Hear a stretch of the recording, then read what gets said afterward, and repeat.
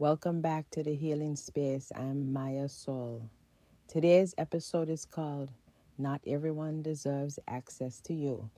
One of the hardest lessons many of us learn is that just because we love people doesn't mean they deserve unlimited access to us. Just because someone is family doesn't mean they deserve unlimited access. Just because you've known someone for years doesn't mean they deserve unlimited access. Just because you care doesn't mean they should have unrestricted access to your time, energy, peace, emotion, and heart. Today's episode is about learning that access should be earned, not automatically granted. Let's talk about it. Many of us grew up believing that being a good person meant always being available, always answering, always helping, always understanding, always forgiving, always giving people another chance. But what happens when people continuously take advantage of that access? What happens when people bring chaos into your life but never peace? What happens when your kindness becomes an invitation for disrespect? The truth is, not everyone deserves the same level of access to you, and healing often begins when you finally accept that. Let's talk about the ex, the one who broke your heart, the one who lied, the one who betrayed your trust, the one who continuously took your love for granted, the one whose actions ultimately ended the relationship.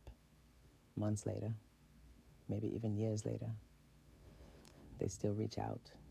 A text message here, a phone call there, or just checking on you, a social media reaction, a random message saying they miss you. They know they hurt you. They know they were responsible for the relationship ending.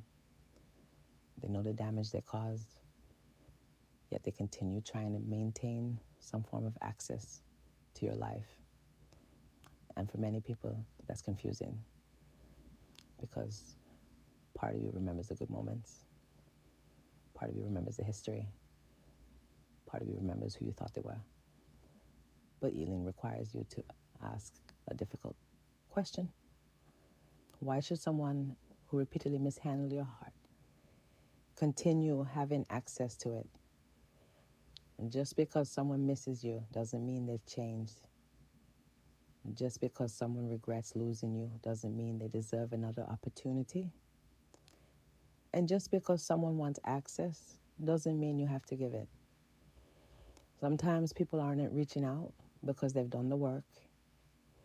Sometimes they're reaching out because they're lonely, because they're familiar with you, because they miss the comfort you provided, because they miss having access. But missing your access and valuing your presence are not always the same thing. One of the hardest lessons in healing is realizing that love does not automatically restore access. An apology doesn't automatically restore access. History doesn't automatically restore access. And guilt certainly shouldn't restore access. Because boundaries aren't about punishing people. They're about protecting yourself. Sometimes the healthiest thing you can do is acknowledge, I wish you well. I forgive what happened. But you no longer have access to me. Not because you're bitter, not because you're angry, but because you finally learned that protecting your peace is more important than preserving unhealthy connections. The relationship ended for a reason, and sometimes healing means accepting that some people belong in your past, not because they have no value, but because they no longer deserve access to your future. Giving too much access. Why do people struggle with this? Often because they fear rejection. They fear disappointing others. They fear being seen as selfish. So they allow behaviors they know are unhealthy. They answer calls they don't want to answer. Attend events they don't want to attend. Continue relationships that continuously drain them. Not because it feels good, but because they feel guilty choosing themselves. And guilt is one of the biggest barriers to healing. Many people get stuck not because they don't know they're being drained, not because they don't see the unhealthy patterns, not because they don't recognize the disrespect.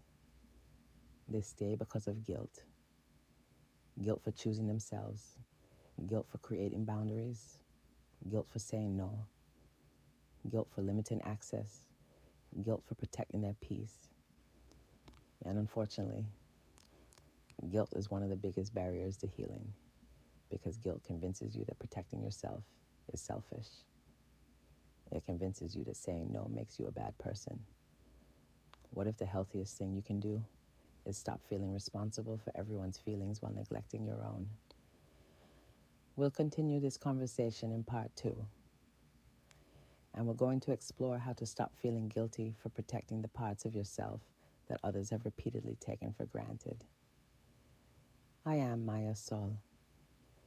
Keep healing, keep growing, and most importantly, keep choosing you.